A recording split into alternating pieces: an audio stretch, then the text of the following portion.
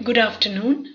My name is Veera Mendonça, and I'm the Regional Adolescent Development and HIV Advisor.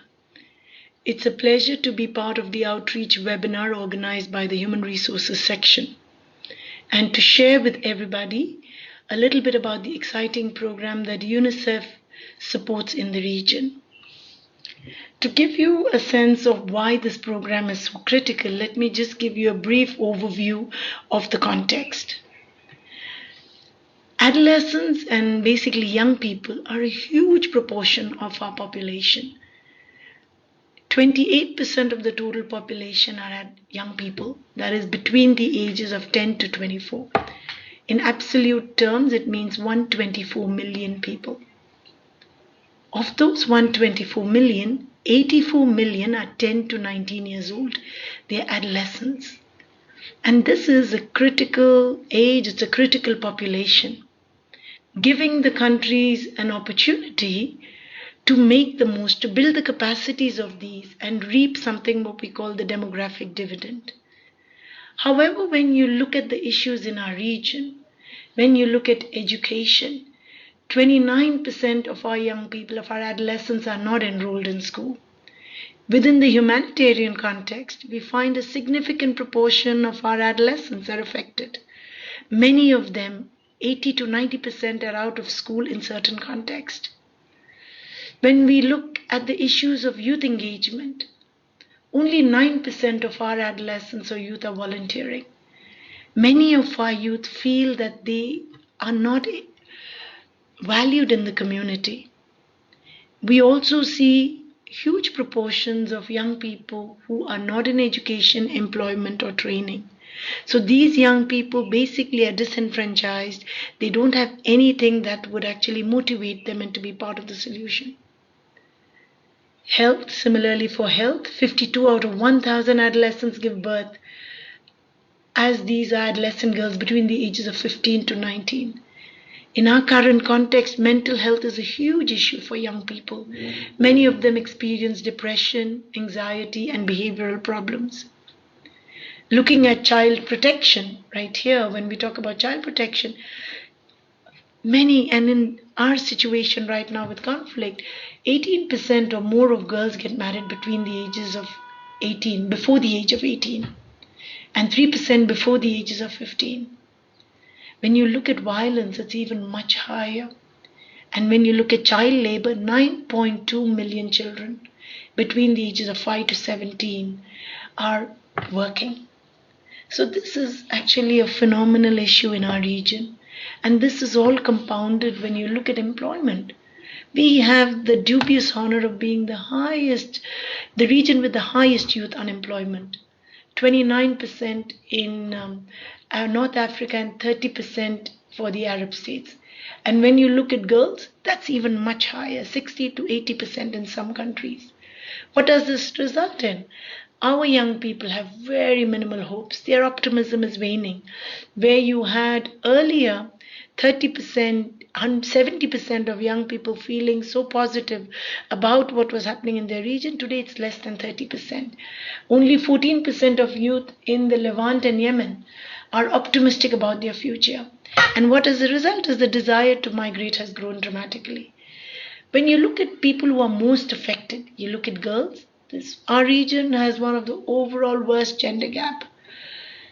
When you look at working children, when you look at refugees, and you look at children living with disabilities. So these are populations which are significantly affected.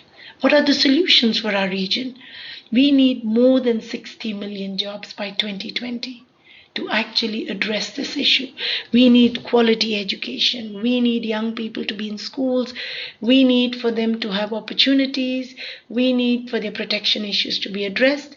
And we need issues of gender discrimination to be addressed. So what does the adolescent development section actually do? So we support, while the systems are being addressed, while the quality of education is being addressed, while the systems for protection are being built, we support partners, we support young people, giving them a voice and a choice. So we support them in immediate solutions, we give them spaces, opportunities to engage, lead initiatives at the community level. What this does is it keeps young people engaged, it keeps them motivated, and it enables them to have skills, it enables them to have capacities, which helps them later in life. So one of the key things we do is something called civic, social, and economic engagement. So we support young people to actually implement initiatives on the ground, civic initiatives, which can be something very simple in terms of setting up safe spaces for girls in displaced shelters. It could be something as addressing issues of violence in schools. It could be something as simple as young people meeting with their local councillors to address issues of road violence or traffic accidents. We also support young people in social engagement initiatives. What does this mean? It support young people in coming up with activities that will enhance the harmony, enhance cohesion between different groups of young people. And we support young people in something called youth entrepreneurship initiatives. There are seed funding given to young people, and through the seed funding, the young people actually get to implement programs, implement business ideas which they themselves have come up with. What in terms of absolute numbers? Currently, we are supporting in the region 1 million adolescents and youth, and the aim is to reach 5 million young people through this program.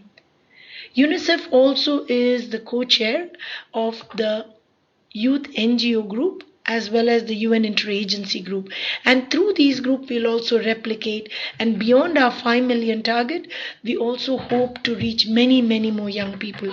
So the aim is that from the 124 million young people, we want to reach at least a minimum of 10 to 20% of young people.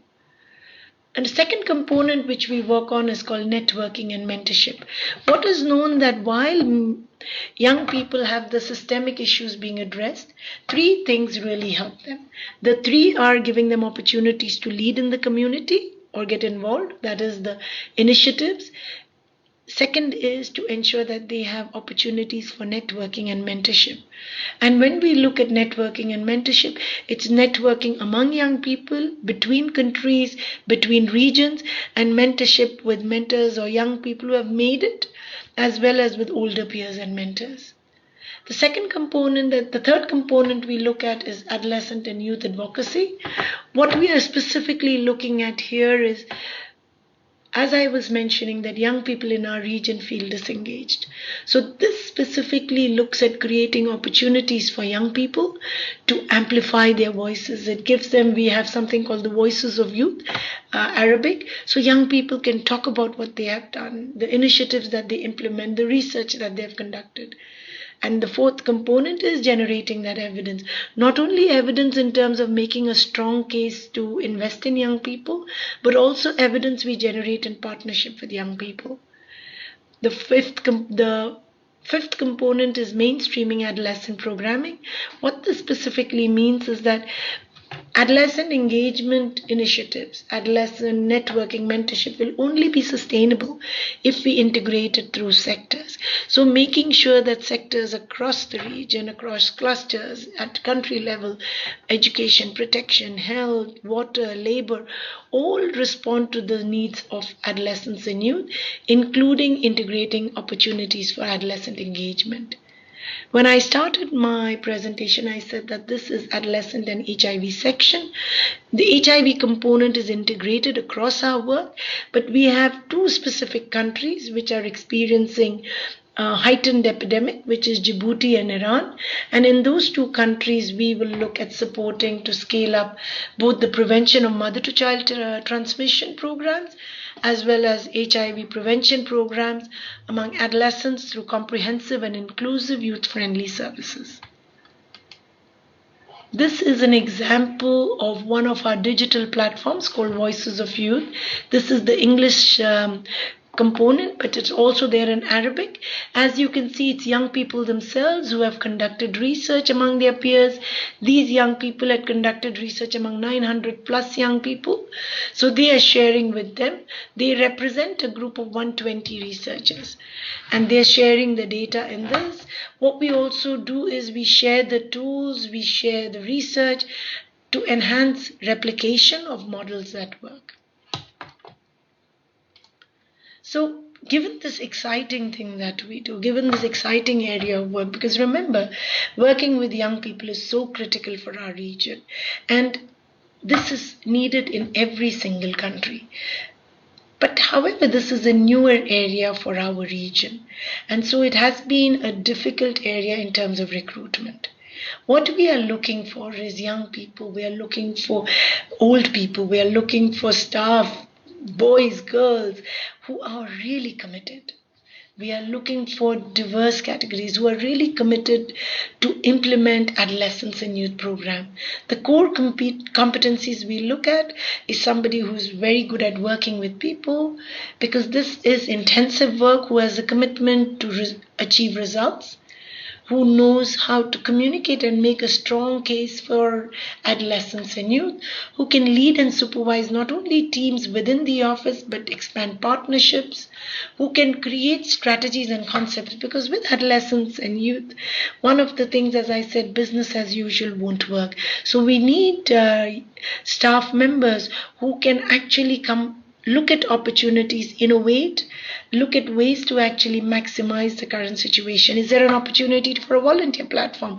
How do I then formulate a concept for it? How do I support the country in scaling up volunteerism? Is there an opportunity for entrepreneurship in a sector?